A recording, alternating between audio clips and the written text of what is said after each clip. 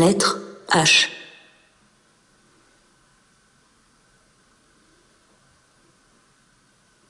Hadès, fils de Crono et de Rhea, Hadès, après le partage de l'univers en 3 parties, acquit la possession souveraine sur le monde intérieur, tandis que son frère Zeus régnait sur les cieux et Poséidon sur les mers. Époux de Perséphone, qu'il enleva à la terre et sa mère Déméter, Hadès est un dieu redouté des Grecs. Justicier impitoyable, il est assis au fond des enfers sur un trône et tient dans sa main un sceptre avec lequel il gouverne sans pitié les âmes des morts qui peuplent son sombre et inconnu royaume. Il porte sur la tête un casque qui rend invisible, les cyclopes lui en fit donner lui-même le prête parfois aux héros des légendes auxquels il a décidé d'accorder aide et protection. Entouré des divinités des enfers, ses servantes, ses messagères, il dicte à la terre la terrible loi de la mort. Pourtant, tout comme son épouse Perséphone, terrible déesse aux enfers mais douce aux hommes de la terre, auxquels elle apporte fertilité et abondance des moissons, Hadès est parfois surnommé Pluton, le dispensateur de richesses. Il est invoqué par les agriculteurs, et on le représente sous les traits d'un dieu placide, tenant d'une main une corne d'abondance, et, de l'autre, des instruments aratoires. Au cours de ses séjours sur la terre, Hadès commet toujours quelques infidélités avec les mortels ou les nymphes de la végétation et des bois. La double attribution de la mort et de la vie revêtue par Hadès, dans la mythologie, commune à presque toutes les grandes divinités des enfers. Allyrothéo. Ce fils de Poséidon et de la nymphe Eurythée tenta de faire violence à Alcipée, la fille d'Arès et d'Agloro. Pour la défendre, le dieu de la guerre le tua. Déféré en jugement par Poséidon, Arès fut présenté au tribunal des dieux qui siégeait sur une des collines d'Athènes. Il fut acquitté, la colline sur laquelle s'était déroulé le procès devint plus tard le lieu de séance du tribunal d'Athènes, l'Aréopage. Hamadryades. Tout comme leurs sœurs les Dryades, les Hamadryades ont élu les forêts pour demeurer vives en sympathie avec un arbre de leur choix, sous son écorce. Mais elles aliènent ainsi leur liberté, et la mort de l'arbre marque en même temps la fin de leur propre existence.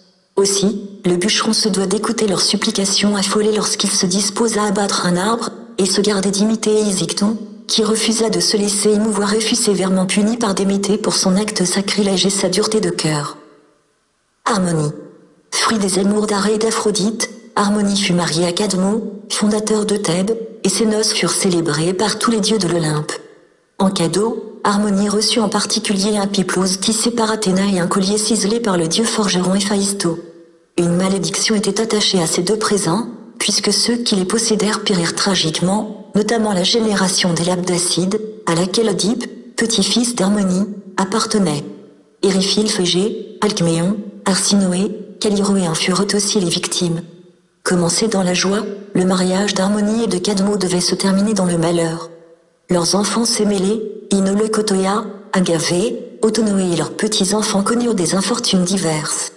Cependant, lorsqu'ils moururent, Harmonie et son époux furent métamorphosés en serpents pour compenser leur vieillesse affligée.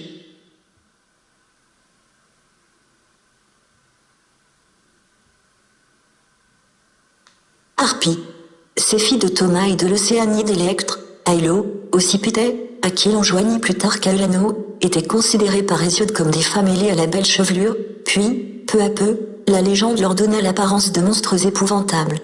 Leurs corps osseux de vautour, leurs visages iridés, leurs becs et leurs ongles crochus, l'odeur infecte qu'elles répandent sont autant de représentations sensibles de la sécheresse, de la famine et des épidémies, mais aussi l'image de monstres impossibles à rassasier, qui enlèvent les enfants et pourvoient en mort les enfers. Les dieux ne les détruisent pas parce qu'ils se servent de leur méchanceté pour tourmenter les mortels, tel l'aveugle Phiné, dont elle ravit sous soumis la nourriture. Chassées par les filles de Borée, Zéta et Calaï, elles s'établirent dans les îles Strophades. Mais leur rôle infernal continue, et les Latins les assimilent la plupart du temps aux furies gardiennes du sombre Tartare. Hébé. Les Romains appelaient cette déesse Juventa. Fille de Zeus et d'Héra, et sœur de Mars, elle dispensait l'éternelle jeunesse et immortalité en versant au dieu de l'Olympe le nectar. Elle fut remplacée dans cette sainte fonction par Ganymède et épousa Héraclès, quand celui-ci fut reçu parmi les dieux. Elle lui donna 2 filles, Alexiare et Aniceto. Hécate. Fille de Persée et d'Astéria, Hécate appartient à la première génération des dieux. Lorsque les enfants de Crono régnèrent sous la souveraineté suprême de Zeus, Hécate conserva ses privilèges et ses prérogatives antérieures. Considérée dans les temps reculés comme une déesse bienfaisante, elle dispensait en toutes choses les richesses matérielles et spirituelles, les victoires, aussi bien aux mortels qu'aux immortels et aux dieux, qui la respectaient et même la craignaient. Peu à peu, Hécate acquit un caractère redoutable et maléfique. Messagère des démons et des fantômes, suivie d'une meute hurlante, elle se plaça à la jonction des routes et se livra à diverses opérations de magie et de divination. Représentée sous les traits d'une divinité à 3 têtes, la triple Hécate fut assimilée parfois aux 3 divinités Sélénée, Artémie et Perséphone. Sa statue s'élevait au carrefour, on offrait à la déesse des sacrifices, et on cherchait à se la rendre favorable par des incantations. Hécatonchires. Géants à 100 bras et à 50 têtes, les Hécatonchires Coteau, Briare et Juillet, ou Giguet, fils d'Urano et de Gaïa, prirent le parti de Zeus dans la lutte qui opposa le dieu au titan. Vaincus, ces derniers furent précipités au fond du Tartare et confiés, en signe de gratitude, à la garde des 3 géants.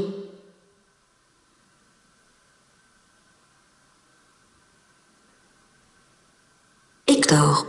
Homère représente ce fils aîné de Priam et d'Écube comme le plus courageux et le plus noble héros de la guerre de Troie, et comme un modèle de sollicitude envers son épouse Andromaque, fille du roi de Thèbes de Mysie, et envers son fils Astyanax. Un oracle avait prédit que, tant qu'Hector resterait en vie, Troie ne serait pas vaincue, aussi le héros était-il entouré de la confiance et de la vénération des Troyens. Protégé par Apollon, il sortit vainqueur de nombreux combats singuliers. Mais, lorsqu'il eut tué Patrocle, Achille, accablé de douleur à la mort de son ami, provoqua le héros en duel. Écube et Priam supplièrent leur fils d'éviter le combat. Mais ce dernier, soumis au destin, espérant, comme à l'accoutumée, l'aide des dieux, accepta le défi lancé par Achille. Les 2 guerriers commencèrent à se poursuivre autour de la ville. Athéna, pour mieux tromper Hector, prit alors la forme de Déiphobo, un des frères préférés d'Hector, et poussa le héros à engager le combat, puis elle l'abandonna à son sort, tandis qu'Apollon cessait également de protéger Hector, qui comprit qu'il était perdu. Il tomba, la gorge percée par la lance d'Achille, et, en mourant, il supplia son ennemi victorieux de lui accorder une sépulture. Le héros grec refusa cette dernière faveur. Hector lui prédit alors sa mort prochaine. Après lui avoir troué les chevilles pour y passer une lanière de cuir, Achille attacha le corps du malheureux à son char et fit dans cet équipage plusieurs fois le tour des murailles de Troie, au milieu des lamentations de tous les Troyens. Toutefois, sur l'ordre de Zeus, qui lui inspira de la modération, le héros se laissa fléchir par les richesses et les supplications de Priam et rendit à son père le fils bien-aimé. Pour avoir préféré la mort à l'esclavage, Hector demeura dans l'Antiquité un modèle de piété filiale et conjugale ainsi qu'un exemple de générosité et de courage. Écube.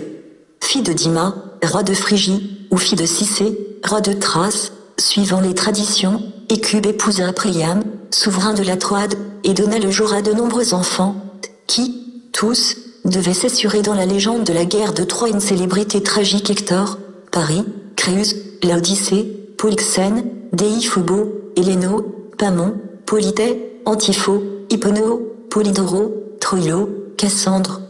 Un devin ayant prédit que Paris ruinerait la ville de Troie, Écube exposa cet enfant, mais celui-ci réussit à survivre et à rejoindre sa ville natale, où il fut accueilli avec joie par son père Priam. Si Écube joue un rôle modeste dans la légende, les malheurs dont elle fut accablée, le massacre de ses enfants, presque sous ses yeux, sa solitude autant que sa fermeté d'âme lui ont donné une grandeur incontestable. Après la prise de Troie, alors qu'elle était choisie comme esclave par Ulysse, elle aperçut sur le rivage le corps de Polydoro, qu'elle avait confié avec des trésors considérables au roi de Chersonèse, Polymestor. Écube décida de se venger, elle convoqua le roi traître, lui arracha les yeux et tua ses 2 filles.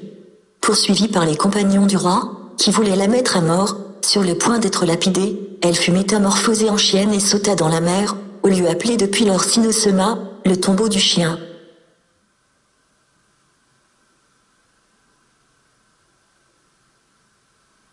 Hélène. Fille de Zeus, Hélène naquit d'un œuf pondu par sa mère Léda, mais elle eut comme père officiel Tyndare, le roi de Sparte, et pour frère les Dioscures. Cependant, sa destinée fut si néfaste aux Grecs que certaines traditions lui donnent Némésie, déesse de la vengeance, pour mère. Le personnage d'Hélène, l'un des plus célèbres de la mythologie grecque, a fait l'objet d'autant de versions, de commentaires et d'interprétations au cours de l'Antiquité qu'il est malaisé de dégager les caractères originaux de la légende. Elle était parée de tous les dons que confère la beauté et fut l'objet de la convoitise de nombreux héros. Thésée l'emmena de force en Attique, et, avant de partir pour les enfers, il l'épousa. la jeune femme fut délivrée, en l'absence de son époux, par les Dioscures et donnée en mariage à Ménéla, l'un des quelques 100 prétendants qui se disputaient sa main et qui s'était engagé à secourir les Luciles subissait un outrage. Elle eut de ce second mariage une fille, Hermione. Mais Hélène, toujours plus épanouie, émut le cœur de Paris, qui l'enleva, à demi consentante, et gagna avec elle la Troade. Selon le serment qu'ils avaient prêté, tous les prétendants décidèrent de venger l'affront fait ainsi aux Grecs par les Troyens. Une guerre interminable commençait. Des traditions tardives ont tenté d'innocenter le comportement d'Hélène, qui avait trahi en quelque sorte sa patrie. Elle n'aura été que le jouet d'une implacable destinée et, durant la guerre, aurait maintes fois manifesté sa sympathie pour les Grecs. À la mort de Paris, elle épousa Déiphobo. Mais elle n'hésita pas à trahir cet époux, et, pendant le sac de Troie, elle le livra à Ménéla, avec lequel elle se réconcilia. Tous deux retournèrent à Sparte, après bien des aventures, et régnèrent enfin sur la cité dans le bonheur et la paix. Hélène, dont la grâce avait désarmé tant de farouches héros, d'ennemis irréductibles, eut, selon quelques versions, une fin digne de son exceptionnelle destinée, comme Proté l'avait prédit dans l'Odyssée, les dieux lui accordèrent l'immortalité et la faveur de vivre éternellement en compagnie de Ménéla dans les Champs-Élysées.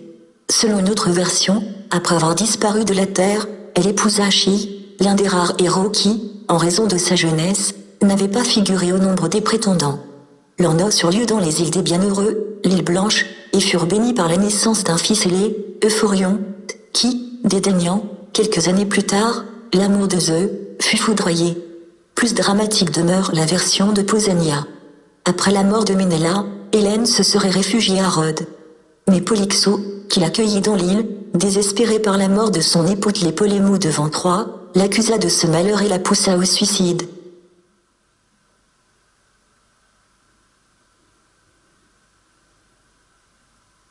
Héléno, frère jumeau de Cassandre, qui lui enseigna l'art de la divination, le fils de Priam et d'Écube, Héléno, combattit aux côtés de son frère Hector contre les Grecs, mais, lorsque Priam lui eut refusé la main d'Hélène, il prit la fuite et se réfugia sur le mont Ida, où il fut capturé par Ulysse. Il trahit alors sa patrie et révéla aux Grecs les conditions nécessaires à leur victoire. Après la chute de Troie, il devint le conseiller et le devin de Néoptolème, qui, en mourant assassiné par Oreste, lui laissa le royaume d'Épirée en Andromaque, dont il eut un fils, Cestrino. Héliade. Fille d'Éo et de la nymphe Clyménée, l'une des plus belles océanides, les Héliades sont ordinairement au nombre de 3, Lampétie, Phaétus et Phobé. Après la mort de Phaéton, leur frère, elles pleurèrent sur sa dépouille, durant 4 mois, au bord du fleuve Éridan. Les dieux, pris de compassion devant la vivacité de leur douleur, les métamorphosèrent en peupliers blancs et changèrent leurs larmes en grains d'ambre. Cette brillante matière, qui a l'éclat du soleil et la transparence d'une larme, trouva dans cette fable une justification mythique qui favorisa son commerce. Les filles d'Hélios portent également ce nom. Ils furent vénérés à Rhodes, où naquit leur mère, la nymphe Rhodo, et ils étaient célèbres par leur connaissance en astrologie. Hélicon. Cette célèbre chaîne de montagnes en Béotie, non loin du golfe de Corinthe, était le lieu de séjour privilégié d'Apollon et de son cortège de muses. Il y jaillissaient les fontaines d'Aganipée et d'Hippocrène. Hélio. Fils d'Hypérion et de Théia, frère d'Éo et de Séléné, Hélio est la représentation divine du soleil, de la chaleur et de la lumière solaire. Époux de Perséie, il eut plusieurs enfants qui jouèrent un rôle important dans les légendes, ainsi Aïe était auprès des Argonautes, et Pasiphae sous le règne de Minos de Crète, la nymphe Rhodo, en outre, lui donna 7 filles, et l'océanide Clyménée, 7 filles, les Héliades, et un fils, Phaéton. Confondu très tôt avec le dieu Apollon, Hélio ne figure pas cependant au nombre des grands dieux grecs. Il est avant tout le serviteur de Zeus et accomplit chaque jour, monté sur son char d'or, une course à travers les cieux. Le soir, il se repose à l'ouest, au nord de l'océan, dans l'île des Bienheureux. D'une beauté éclatante, le front ceint d'une couronne aux rayons d'or, Hélio est le seul dieu qui peut embrasser d'un seul regard la surface entière de la terre et renseigner l'Olympe sur ce qui s'y passe. Aussi, on le voit, dans les légendes, avertir Héphaïsto qu'Aphrodite le trompe avec Arès, ou signifier à Déméter qu'Adès est l'auteur du rapt de sa fille Corée, Perséphone. Il apparaît également dans la légende d'Ulysse, les compagnons du héros ayant dévoré en Sicile une partie de ses troupeaux sacrés, Hélio réclame à Zeus une vengeance exemplaire, et le dieu souverain foudroya sans pitié les impies. Dans le panthéon grec, sa place est modeste, cependant, l'idée qu'il évoque, le soleil, centre du monde, dispensateur de la lumière et de la chaleur indispensable à la vie, par opposition aux ténèbres et à la mort, a pris, à la fin de l'Antiquité, une importance considérable, à tel point que le dieu Soleil, sous diverses dénominations, Mitra, Sol Sanctissimu, Sol Invictus, Héliogabal, est devenu le dieu essentiel, sinon unique, du paganisme proche de sa fin. Hélé, fille d'Atama et de Néphélé, Hélé réussit à s'enfuir avec son frère Phrixo, promis un sacrifice, sur le bélier à nos toisons d'or, qui s'envola dans les airs. Elle tomba dans la mer, entre Ségée et la Chersonèse, dans ce détroit qu'on nomme depuis Hellespont. En revanche, son frère parvenait sans dommage en Colchide.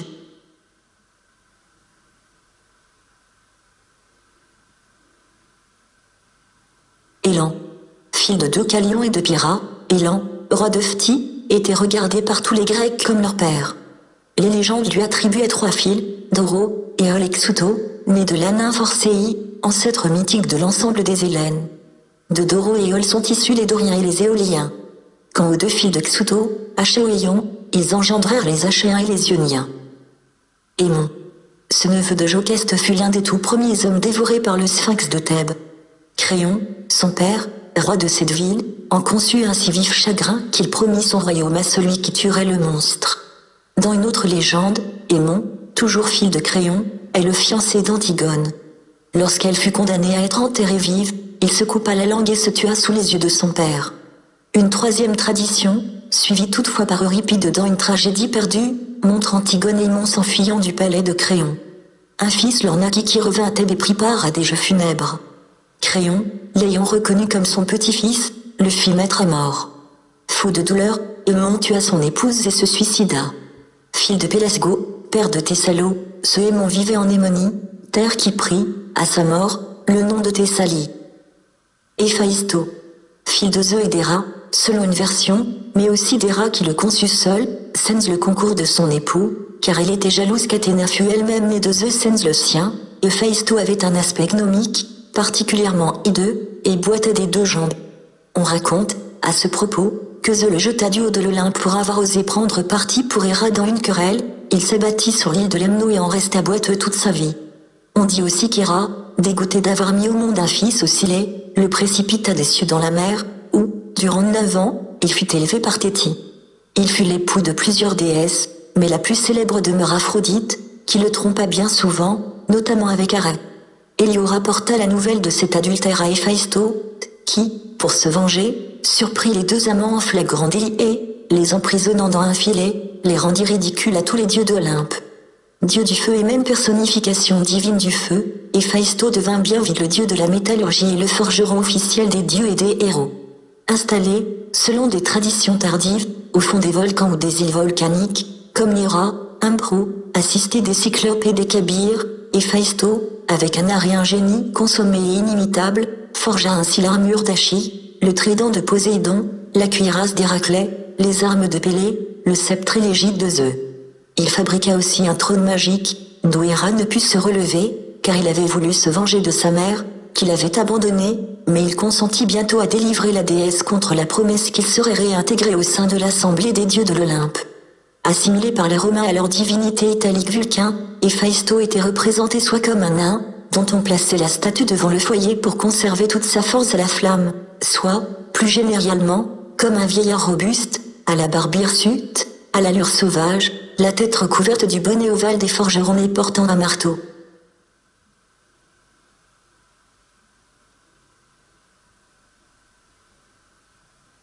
Héra, fille de Crono et de Rhea, Héra fut élevée par Océan et Théti, avant de devenir l'épouse de Zeus, dont elle était également la sœur.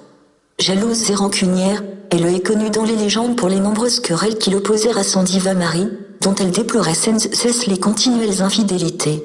Aussi, pour se venger, elle persécuta sans relâche les enfants que Zeus eut des mortels, Europée, Lo, Dionyso, Héraclès, pour ne citer que les plus célèbres, furent les victimes de sa fureur. Un jour, pour empêcher Zeus de descendre sur la terre rejoindre ses amours, Héra conçut, en accord avec Poséidon et Athéna, le projet d'enchaîner son époux.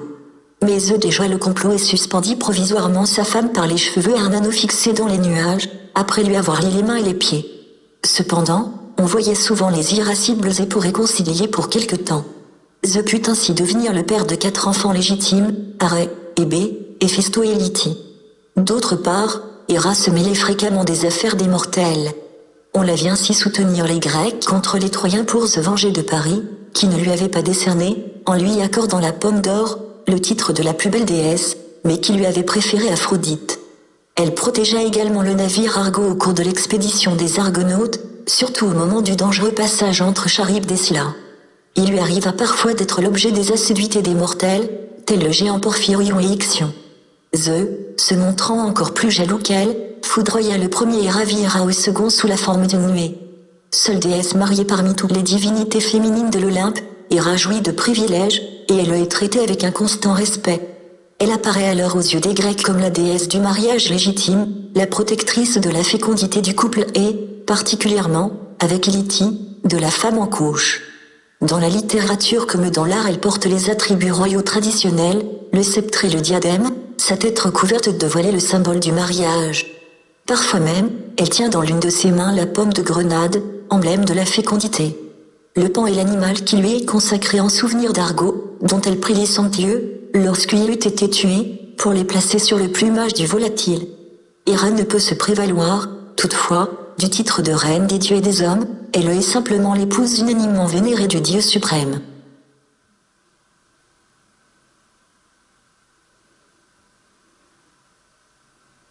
Héraclès.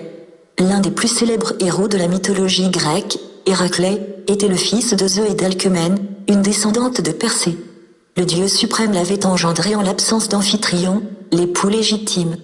Au bout de 9 mois, Héra, jalouse, fit promettre à Zeus que tout descendant de Persée qui naîtrait la nuit suivante acquérait sur les hommes un immense pouvoir. La déesse se transporta ensuite à Mycène et permit à Nicipée, épouse de Sténélo, lui aussi descendant de Persée, de mettre au monde un fils, Eurysthée, avant qu'Alcmène ne donnât le jour à Héraclès. Ainsi, ce dernier se trouvait privé de ses droits. Héra continua son œuvre de vengeance. Elle envoya sur le berceau du nouveau-né 2 serpents, mais tandis qu'Iphiclès, le frère jumeau d'Héraclès et fils d'Amphitryon, s'enfuya épouvanté, le futur héros, sans perdre son sang-froid, réussissait à étrangler de ses mains les 2 monstres, prouvant ainsi qu'il était bien de race divine. Au cours de son enfance, Héraclès reçut une éducation de choix, il apprit d'Amphitryon l'art de conduire un char, d'Euryto, la manière de tirer à l'arc, de Lino, la façon de chanter et de jouer agréablement de la lyre. Il fut ensuite préposé à la garde des troupeaux d'Amphitryon et commença la série de ses exploits en tuant le lion de Cithéron, qui ravageait le royaume de son père et celui du roi Thespio. En récompense, ce dernier accorda au jeune héros les faveurs de ses 50 filles. On vit alors Héraclès combattre et tuer Ergino, le roi d'Orchomène, qui imposait un lourd tribut aux Thébains. Le roi de Thèbes, Créon, lui donna la main de sa fille Mégara. Mais Héra, dont la colère ne s'était pas apaisée, frappa Héraclès de folie et le héros massacra alors ses propres enfants. Désespéré d'avoir accompli ces crimes involontaires, il se réfugia chez Thespio, qui le purifia, et, sur les conseils de la Pythie, il se rendit en expiation à Tyrinthe, chez Eurysthée, qui lui imposa les 12 travaux. Si les 12 travaux avaient été victorieusement accomplis et si 12 années étaient passées, le héros pourrait songer à briguer l'immortalité. 1. Combat contre le lion de Némée. Cette bête redoutable, fruit des amours d'Échina et de Typhon, terrorisait la vallée de Némée. Héraclès, après avoir vainement essayé d'abattre de ses flèches et de sa massue l'animal, finit par l'étrangler de ses propres mains, il l'écorcha et se revêtit de sa peau, qu'aucune flèche ne pouvait transpercer. 2.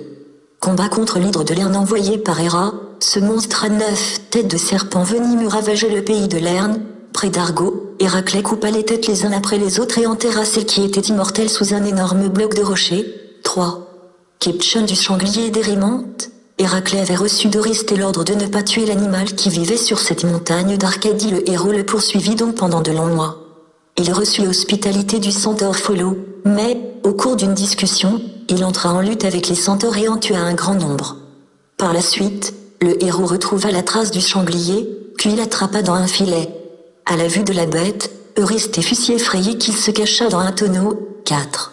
Prise de la biche de Sérénie, cette biche magique, qui avait des cornes d'or et des pieds d'airain, fut poursuivie une année durant par Héraclès, mais en vain. Enfin, le héros réussit à blesser l'animal d'une de ses flèches et, le plaçant sur ses épaules, le rapporta vivant à Eurysthée. 5. Destruction des oiseaux du lac Stymphale, immenses aigles, au bec et serre d'airain, ces oiseaux se nourrissaient de chair humaine et semaient la terreur autour du lac Stymphale, en Arcadie. Aidé par Athéna, qui lui avait offert des cymbales qui effrayaient les rapaces, Héraclès réussit à les abattre de ses flèches.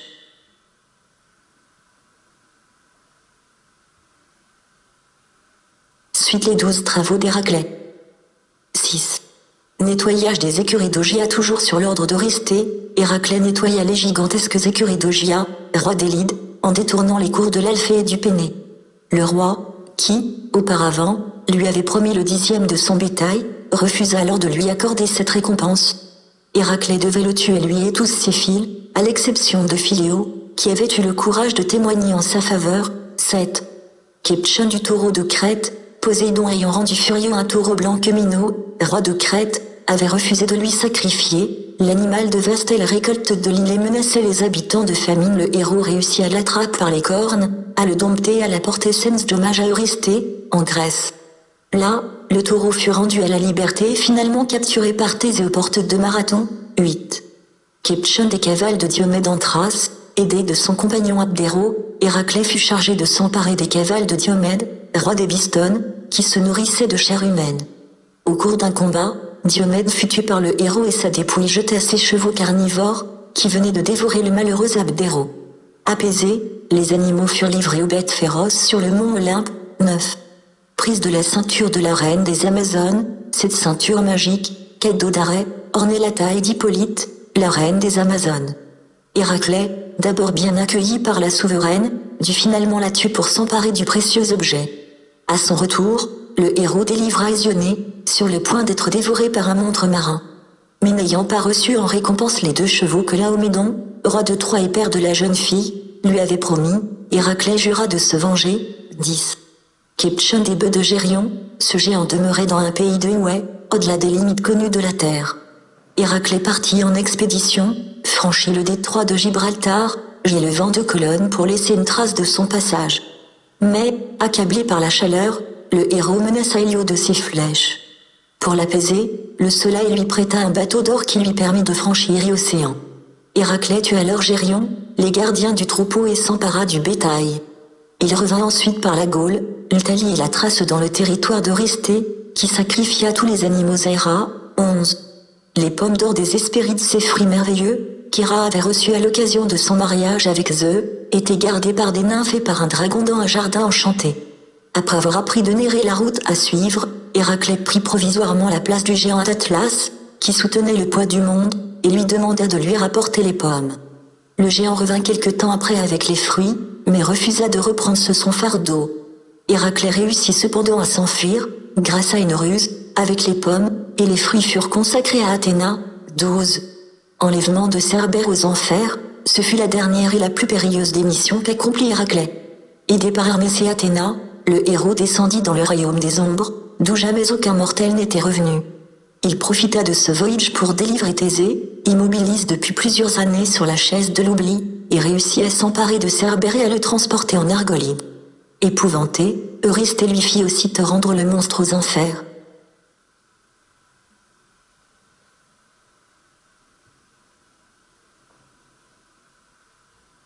Suite et fin après les 12 travaux d'Héraclès. Après ces travaux, Héraclès put regagner Thèbes, il donna Mégara, sa première épouse, à Iolao, il gagna ensuite un concours à l'arc sur le roi Euryto, mais ne reçut pas Iole, la fille du roi, qui lui avait été promise s'il était vainqueur. Furieux, il tua Iphito, le fils du roi, et fut contraint, pour se laver totalement de ce crime, de se placer comme esclave au service d'Omphale, la reine de Lydie. Celle-ci humilia le héros, l'obligeant, suivant une version romancée de la légende, à filer la laine à ses pieds. Mais on dit aussi qu'Héraclès a quelques libertés pour mener à bien certains hauts faits, il prit ainsi part à la chasse aux sangliers de Calydon et à l'expédition des Argonautes. Délivré du joug d'Omphale, il partit contre Troie et tua Laomédon, comme il se l'était juré. Il prêta ensuite son concours au dieu de l'Olympe pour combattre les géants, puis se vengea d'Ogygia, qui avait refusé de lui payer son salaire, combattit le roi Nélée, qui n'avait pas voulu le purifier, entreprit une expédition contre Sparte, où régnait Hippocampe, et accomplit une foule d'autres exploits. Il se rendit ensuite à Calydon, où il épousa Déjanire, non sans avoir été obligé de combattre un des prétendants de la jeune femme, le dieu fleuve Acheloo. Toutefois, ayant tué accidentellement le jeune Eunomo, un des pages de son beau-père Mené, il dut à nouveau s'exiler avec Déjanire. Pendant le voyage, le centaure Nessu tenta de faire violence à cette dernière, et Héraclès le blessa mortellement de ses flèches, mais, en mourant, le centaure offrit à l'épouse du héros un philtre empoisonné. Établi à Trachie, Héraclès accomplit sa dernière vengeance en tuant le roi Euryto et tous ses fils, et en s'emparant enfin d'Iole. À cette nouvelle, Déjanire versa le philtre sur une tunique, pensant que le héros, s'il la revêtait, lui resterait désormais fidèle, comme le lui avait assuré Nessu. Mais le vêtement consuma le corps du malheureux. Déjanire épouvanté se pendit, Ilo, le fils aîné d'Héraclès, reçut les dernières volontés de son père, qui se fit brûler sur un bûcher au sommet au mont Ida. On dit, à ce sujet, que Zeus le ravit à la terre et, l'ayant transporté dans l'Olympe, lui accorda l'apothéose et l'immortalité. Symbole de la force et de l'énergie, et même de l'héroïsme, Héraclès fut vénéré autant comme un héros que comme un dieu. Grand buveur, gros mangeur, bon vivant, il représente aux yeux des Grecs le justicier qui combat le méchant et le perjure, punit l'impie, et il reste le modèle du courage devant les périls mortels qui assaillent l'homme. Enfin, par sa postérité, les Héraclides, il est l'ancêtre mythique de tous les Grecs du Péloponnèse.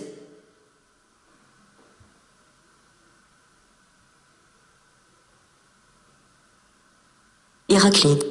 On connaît sous ce nom tous les descendants d'Héraclès.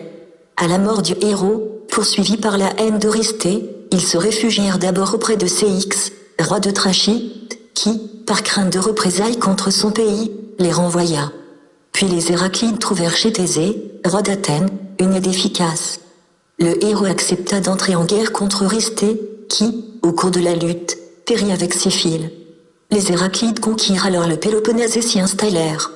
Mais ils en furent bientôt chassés par une peste envoyée par les dieux, irrités que les héros n'eussent pas su attendre le moment imparti par le destin et les oracles pour une telle entreprise. Au cours de 2 expéditions, la première sous la conduite d'Ilo, fils d'Héraclès, la seconde sous celle d'un de ses descendants, Aristomacho, les Héraclides tentèrent de passer l'isthme de Corinthe, mais chaque fois ils furent repoussés par les rois du pays, parce qu'ils n'avaient pas su interpréter l'oracle qui leur conseillait de passer par les détroits. Enfin, les 3 fils d'Aristomacho, Téméno, Cresphonte et Aristodème, ayant compris qu'il fallait entendre par détroit la voie maritime entre la Grèce continentale et le Péloponnèse, assurèrent la relève et reprirent la lutte. Aristodème mourut frappé par la foudre peu de temps avant de pénétrer dans le Péloponnèse, laissant 2 fils jumeaux, et les Héraclides entamèrent la lutte finale et victorieuse, au cours de laquelle ils tuèrent le roi Tisaméno, fils d'Oreste. Dans le partage, Téméno obtint Argo, Proclès Eurysthène, fils d'Aristodème, la Laconie, et Cresphonte, la Messénie. L'installation des Héraclides dans le Péloponnèse correspond dans l'histoire à l'invasion des Doriens et à l'organisation des territoires ainsi conquis. Par la suite, toutes les familles royales anciennes, pour asseoir leur pouvoir, établirent des généalogies qui les faisaient toutes descendre des Héraclides. Crésus, ainsi, prétendait descendre d'Héraclès par Omphale. Le roi Tarquin, à Rome, affirmait qu'un de ses ancêtres était Antiocho, fils d'Héraclès. Il n'est pas jusqu'à certaines familles romaines qui n'inventèrent des généalogies qui leur donnaient comme ancêtre un Héraclide. Hercule. Transposition latine d'Héraclès, Hercule a emprunté à son modèle grec presque toutes ses légendes. Cependant, les écrivains romains leur ont adjoint quelques suppléments. C'est ainsi qu'Hercule assomme le géant Cacus et tue le roi Phonu, qui avait la redoutable habitude de massacrer les étrangers qui s'aventuraient sur ses terres. Enfin, Hercule est reçu avec bienveillance par le roi Évandre, qui fonde en son honneur un sanctuaire à Rome. Moins redoutable qu'Héraclès, il porte comme attribut la lyre et accompagne souvent le cortège des musées d'Apollon Musagète. Hermaphrodite. Fruit des amours d'Hermès et d'Aphrodite, auquel il emprunte son nom, Hermaphrodite était un jeune homme d'une rare beauté. Un jour qu'il parcourait l'Asie mineure, il se baigna dans les eaux de la fontaine Salmacie, qu'habitait une nymphe. Celle-ci, émerveillée, s'élança vers lui, l'enlaça et demanda aux dieux de lui être unis pour toujours. Les dieux l'ayant exaucé, ils ne formèrent plus qu'une seule personne d'une double nature. Le mythe de l'androgyne, proche de celui d'Hermaphrodite, est évoqué par Platon dans son banquet. Il prétend qu'à l'origine les hommes possédaient les 2 natures, masculine et féminine. Les dieux eurent peur de leur puissance et les coupèrent en 2, créant ainsi des hommes et des femmes.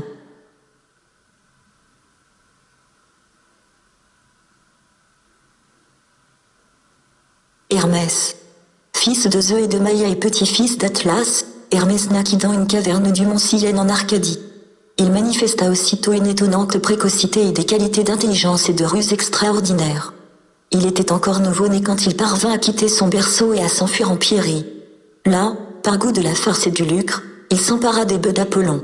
De retour dans sa caverne natale, il heurta une écaille de tortue qui traînait sur le sol, il la ramassa et tendit des cordes sur cette boîte de résonance originale, ainsi naquit la lyre.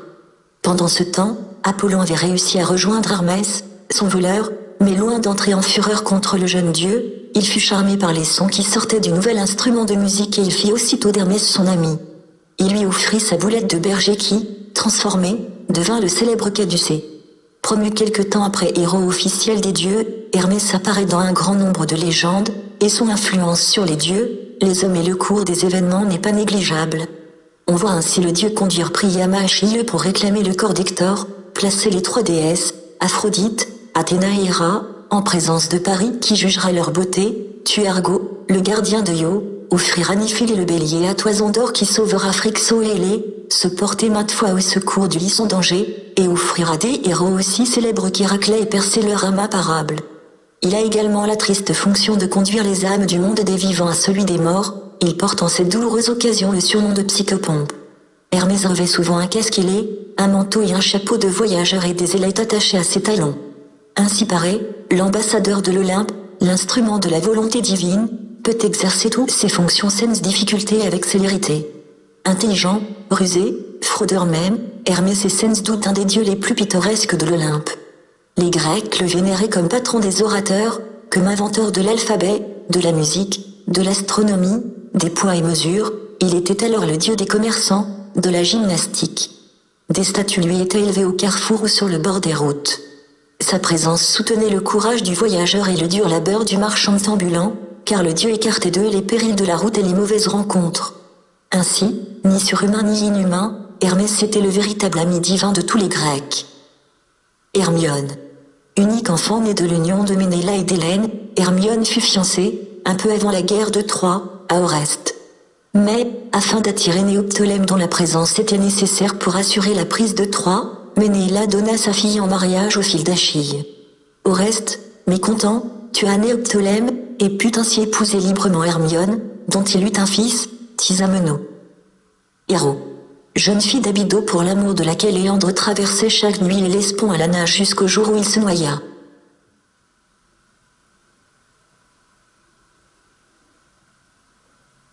Héros.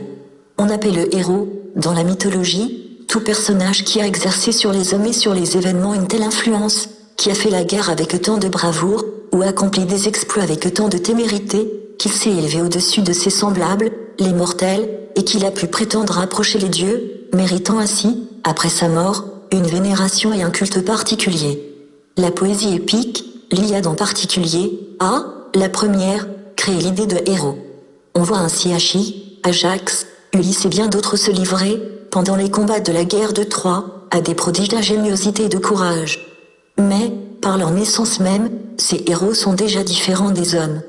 La plupart du temps, ils sont fils d'un dieu ou d'une déesse, dont ils reçoivent au cours de leur existence et des protections.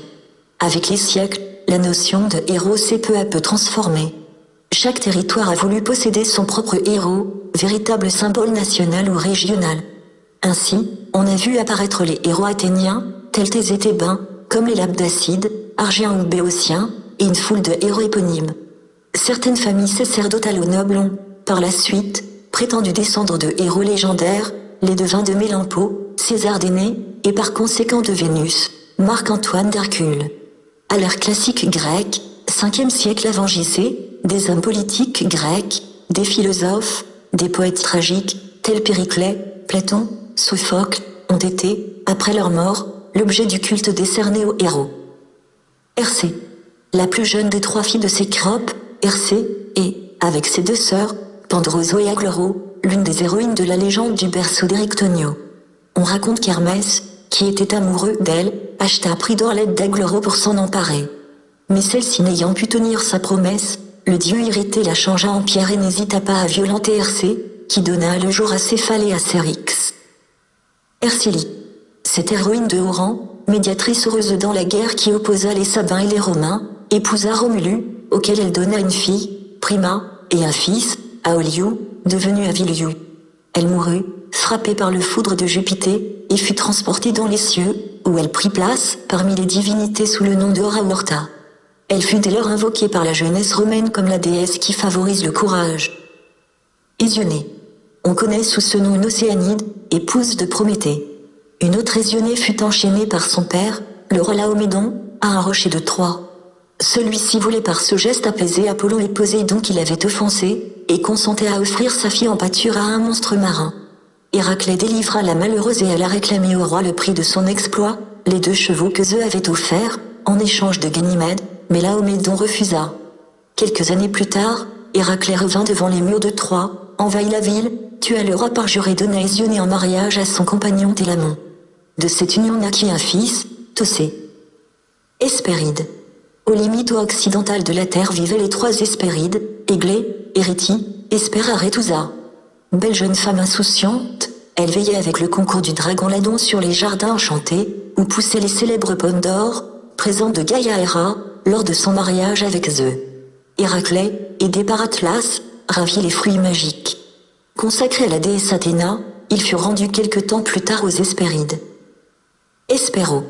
Fils d'Éo et frère d'Atlas, suivant la généalogie la plus commune, Hespéro disparut du monde des mortels et on pensa qu'il avait été transformé en cet astre qui brille, le premier, lorsque tombe le crépuscule, l'étoile du soir.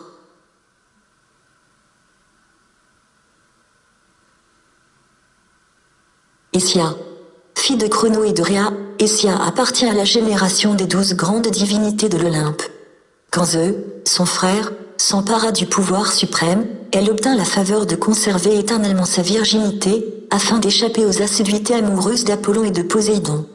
Incarnation du foyer domestique, de la flamme sacrée qui brûle sans cesse dans les demeures et dans les temples, et qui les purifie, Essia est vénérée comme la protectrice des familles, des villes et des colonies. En effet, quand les Grecs voulaient fonder une colonie, ils emportaient de la métropole le feu d'Essia destiné à allumer le foyer de la nouvelle patrie. Estia, toujours immuable et inchangée, symbolise ainsi la pérennité religieuse, la continuité d'une civilisation et de ses lumières au mépris des émigrations, des destructions, des révolutions et des vicissitudes des temps. Elle fut assimilée par les Romains à la célèbre déesse Vesta. Fille de Thémie et de Zeus, les Heures, Thalo, Carpo, Oxo, sont avant tout des divinités qui président à l'ordre de la nature et des saisons. Elles représentent donc, dans les traditions les plus habituelles, le printemps, l'été et l'hiver. À une époque plus tardive, les Grecs, lorsqu'ils divisèrent le jour en 12 heures, en accrurent le nombre. On les nomma les 12 heures. Comme les heures ne figurent pas dans les légendes mythologiques grecques et que les notions qui concernent ces divinités ont évolué ou changé au cours des âges antiques, il est difficile de définir leurs attributions respectives. Tout au moins peut-on les voir représentées sous l'aspect de jeunes filles heureuses, dansant en compagnie des muses et des grâces, et portant les produits agricoles des diverses saisons, fleurs, épis de blé, cèpes de vigne, fruits. Iléra. Fille de Leucippe et de Philodicée, Iléra était une prêtresse d'Artémie. De son côté, sa sœur Phoebe desservait le culte d'Athéna. Toutes deux sont connues sous le nom de Leucippides. Elles furent enlevées par les Dioscures, et Iléra épousa Castor. Hippocon. Héraclès eut à lutter contre Hippocon, qui avait usurpé le pouvoir à Sparte et avait banni Tyndare, son frère. Aidé par ses 12 fils, Hippocon faisait trembler le pays sous sa loi tyrannique. Héraclès parvint non sans mal à le tuer ainsi que ses fils, et à rétablir Tyndare dans ses droits. Hippocrène. Cette fontaine du cheval jaillit sur l'Hélicon sous le sabot du cheval Pégase et fut choisie par les muses comme le centre d'un de leurs lieux de séjour préférés. Les poètes viennent en y chercher l'inspiration. Hippodamie. Les noces de Pirithous et d'Hippodamie, fille d'Adraste, furent le prétexte du célèbre combat des centaures et des Lapites. Cette fille de Nomao, roi de Pise en Élide, fut l'enjeu d'un concours de chars entre son père et ses prétendants. Seul Pélope, aidé de Myrtillo, réussit à vaincre le roi et puis épouser Hippodamie, qui lui donna de nombreux et célèbres enfants, tels Atrée, Pitthée, Alcato, Plisthène, Thieste. Chassée de son pays pour avoir fait assassiner son beau-frère Chrysippo, dont elle craignait l'ambition, elle se réfugia en Argolide.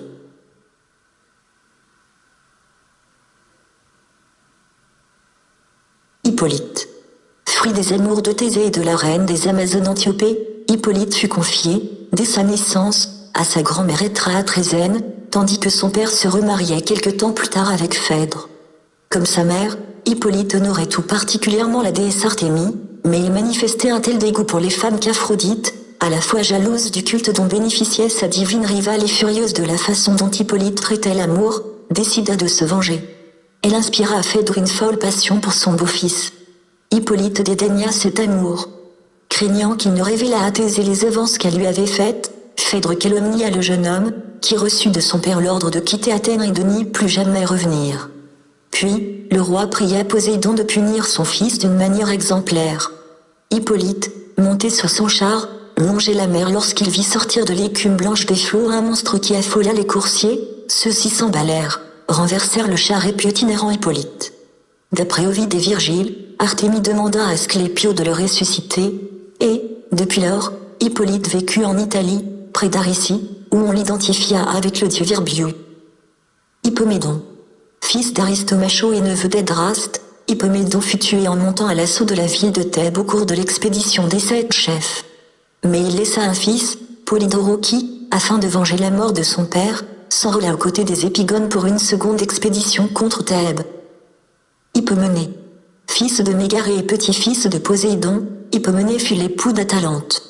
Cette dernière, farouchement opposée au mariage, battait tous ses prétendants à la course et les faisait mettre à mort. Au vainqueur possible, elle réservait sa main. Hippoménée implora l'aide d'Aphrodite, courroucée de la chasteté d'Atalante. La déesse donna à l'amoureux 3 pommes d'or, sans doute cueillies dans le jardin des Hespérides, et lui conseilla de les semer les unes dans la carrière où devait se dérouler la course. Intriguée par ces pommes, Atalante s'arrêta par 3 fois pour les ramasser et ne put l'emporter sur Hippoménée, qu'il épousa ayant insulté Zeus, certains disent Cybèle, en se livrant, dans un sanctuaire, à leur transport amoureux, les 2 époux furent métamorphosés en lions, que Cybèle attela à son char. En effet le lion, dans l'Antiquité, passait pour ne s'unir qu'au léopard, ainsi, jamais plus Atalante et Hippoménée ne devaient se rejoindre. Hippotoo. Fils du géant Cercion, Hippotoo fut placé sur le trône d'Arcadie, par Thésée, le meurtrier même de son père. Il fut tué accidentellement par Télèphe, son neveu, son fils Épito lui succéda, mais mourut aveuglé par Poséidon pour avoir forcé les portes d'un des temples du dieu.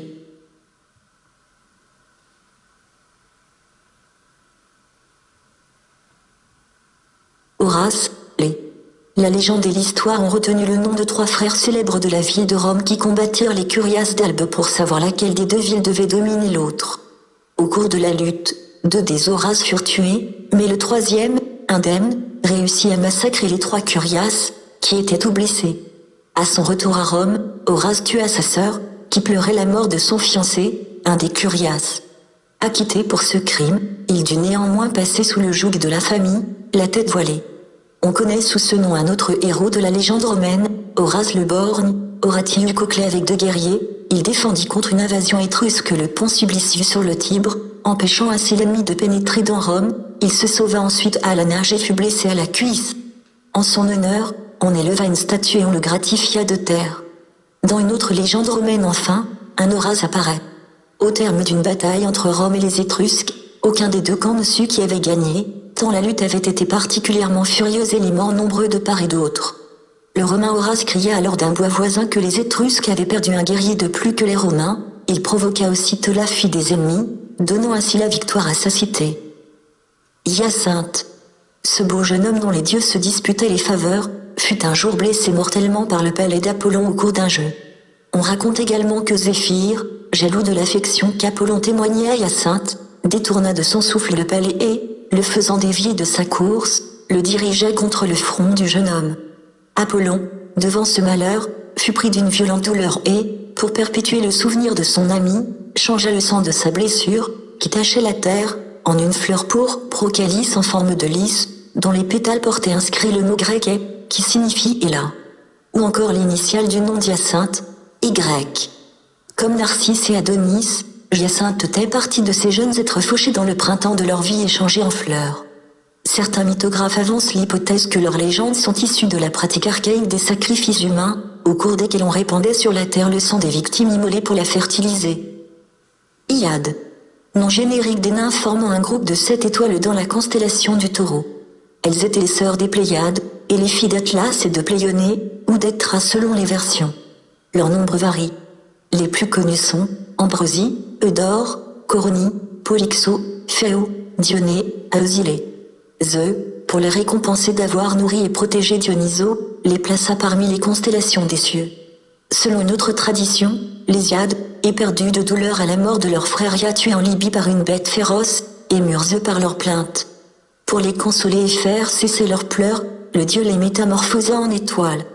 Mais elles ne cessèrent pas pour autant de verser des larmes, d'où leur noyade, pluvieuse, leur apparition au lever ou au coucher du soleil annonce la pluie.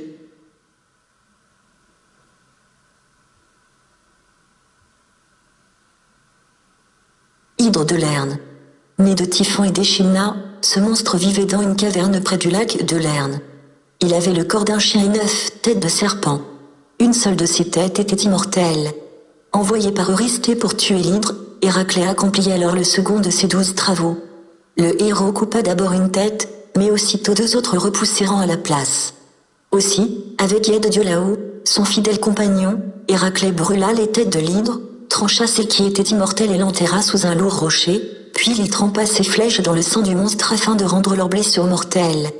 On dit que ce sang entra dans la composition du filtre empoisonné que Nessus, en mourant, offrit à Déjanire et qui provoqua la mort d'Héraclès.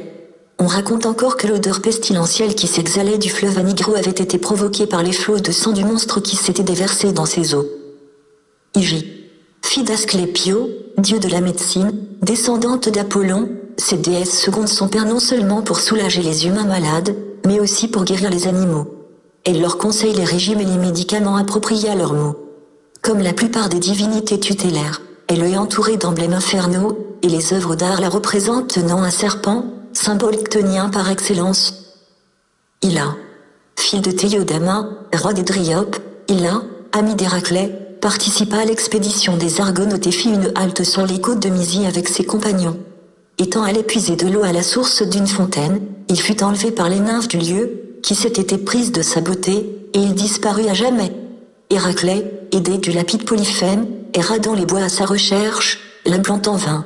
Pendant ce temps, les Argonautes, profitant d'une brise favorable, avaient levé l'ancre, sans attendre le retour des quelques héros descendus à terre.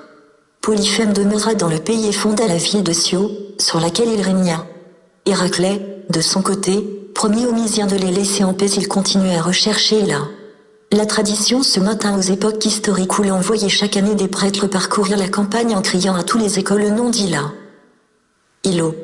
L'un des fils préférés d'Héraclès et de Déjanire, Ilo, fut élevé par Céix, roi de Trachie, en Thessalie, pendant que son père accomplissait ses exploits. Envoyé par sa mère à sa recherche, il le trouva revêtu de la tunique de Nessus et mourant, il le transporta alors au pied du mont Ida, où il écouta ses dernières volontés, et, sur son ultime recommandation, épousa Iole. Il devint le chef des Héraclides et tenta de pénétrer sur le territoire du Péloponnèse, d'où il avait été chassé. Il défia Échémo, roi d'Arcadie, dans un combat singulier avec la promesse qu'il obtiendrait le royaume s'il était victorieux, mais aussi la menace, s'il était vaincu, que tous les descendants d'Héraclès seraient bannis du Péloponnèse pour 50 nouvelles années. Il fut tué et enterré dans la ville de Mégare. Hyménée.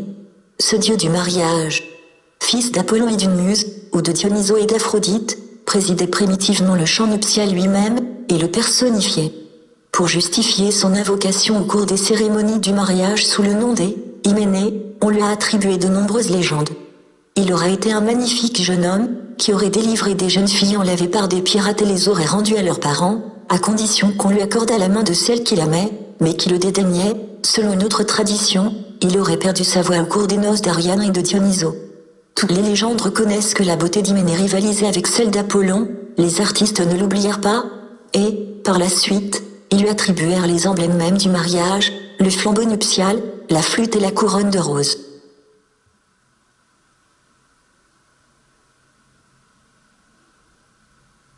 Hyperboréens. Ce peuple mythique, que, seuls, quelques héros voyageurs, tels Persée ou Héraclès, visitèrent, vivaient dans des régions enchanteresses, au-delà des pays où souffle le boré, le vent du nord, glacé et neigeux. Les hyperboréens ignoraient la nuit. Un jour éternel, une chaleur délicate les incitait au bonheur parfait. Toujours heureux, pratiquant avec simplicité la bonté et la piété, ne craignant ni les maladies ni la mort, ils passaient leur existence à chanter ou à danser, parmi les champs et les bois sacrés que hantent des chœurs de nymphes gracieuses et parfumées. Ils étaient consacrés à Apollon, qui, à l'automne, dès l'arrivée des premières froidures, quittait la Grèce, conduisant un char, attelé de cygnes blancs, ils trouvaient chez eux un refuge incomparable. Ils passaient les mois d'hiver dans leur royaume, qui ne connaissait que la douceur sans fin d'une saison unique et tempérée. Hypérion. Ce titan, fils d'Urano et de Gaïa, s'unit à sa sœur Théia, qui lui donna Hélio, dieu du soleil, dont Apollon conduit le char, Séléné, la lune, Éo, et Aurore. Hypermnestre. Danao, roi d'Argo, avait donné l'ordre à ses 50 filles d'égorger leurs époux. Seul Hypermnestre épargna son mari, Lyncée, et lui donna un fils, Abba traduit devant un tribunal d'Argien pour s'être opposé à son père, elle fut acquittée. Sous ce nom, on connaît aussi la mère d'Amphiarao. Hypno. Personnification du sommeil, Hypno est le frère jumeau de la mort, dont il est une image adoucie. Génie ailé, il voltige tranquillement, plein de douceur pour les mortels, dit Hésiode. Hypno endort les hommes en les touchant de sa baguette magique ou en les éventant de ses ailes. Son pouvoir peut aussi s'exercer sur les dieux. Métamorphosé en oiseau de nuit, il endormit eux selon Homère. Le fils d'Hypno est Morphée, le dieu des songes. Il est représenté parfois, sur les sarcophages, sous l'aspect d'un jeune garçon endormi, le bras appuyé sur une lampe renversée. Ses attributs sont la corne et le pavot. Hypsipyle. Fille de Thoa, roi de l'île de Lemno, Hypsipyle était la petite fille de Dionysos. Pour avoir abandonné le culte d'Aphrodite, les Lemniennes s'étaient attiré la vengeance de la déesse, elle les avait accablées d'une odeur si forte que leurs époux ne pouvaient les supporter et leur préféraient des concubines, des esclaves ou des étrangères. Furieuses d'être délaissées, les femmes massacrèrent tous les hommes de Lemno, sauf Thoa, qu'Hypsipyle réussit à sauver. Choisie comme reine, lors du séjour des Argonautes, elle s'éprit de Jason, dont elle eut 2 fils, Eunéo et Nébrophono. Mais, par la suite, les Lemniennes découvrirent que Thoa était toujours vivant, et Hypsipyle dut s'enfuir. Elle fut capturée peu après par des pirates et vendue au roi de Némée, Lycurgue, qui lui confia la garde de son jeune fils Ophéltée. Ayant un moment abandonné l'enfant royal, pour indiquer leur chemin aux 7 chefs, elle le retrouva mort, étouffé par un serpent.